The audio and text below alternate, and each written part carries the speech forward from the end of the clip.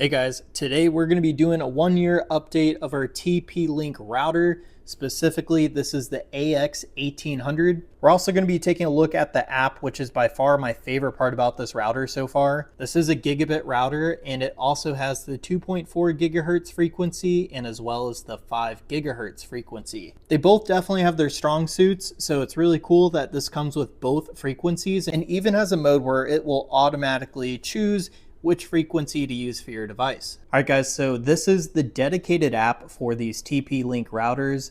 We have a bunch of information here, so we even have a network status. So this shows us that we do have internet from our internet service provider. It even shows us what devices are connected to the router right now. And the crazy part is it even shows you how much data is going through those specific devices, so you guys could figure out which one's hogging up the bandwidth. This does come with a guest network, so if you guys don't want to give out your Wi-Fi password, you guys could just set up the guest account, but we personally don't use that. So there are some other settings here that I can't really show you because it's kind of personal, but there is the Smart Connect feature that's a really big deal to me. So what it says here is Smart Connect allows each of the router's wireless bands to use the same wireless setting. The router can balance network demand and assign devices to the optimum band. So that's pretty cool because my last router, I had to have two separate networks, one that was 2.4 gigahertz and then one that was 5 gigahertz. Now I could just have one network, which just makes things look a little cleaner and it's easier to keep track of. The reason you want both networks is because one is better at going through walls than the other.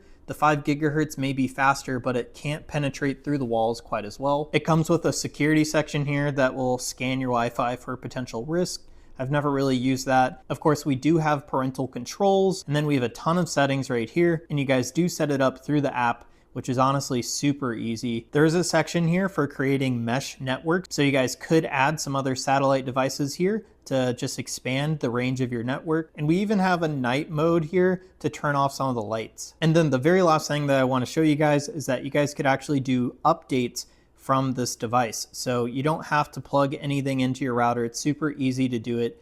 So you go into the settings and you'll just click update all, and it will go ahead and you'll probably temporarily lose your Wi-Fi while it does the update, and then it should kick back up in just a few moments. So overall, this app is super helpful. Let's go ahead and take a look at the physical device a little bit more. All right, so here's that closer look of the actual router. I went ahead and taped all the personal information right here, but you guys should be able to see that this is the AX1800. While we're taking a look at the back here, I did want to point out that most of it's open. So there's a lot of ventilation going on in this router. I've had a lot of routers struggle with overheating, especially where I keep my router. And this one seems to do a really good job at letting that heat get through here and not just stay stuck inside of the router. Even the top has a ton of airflow.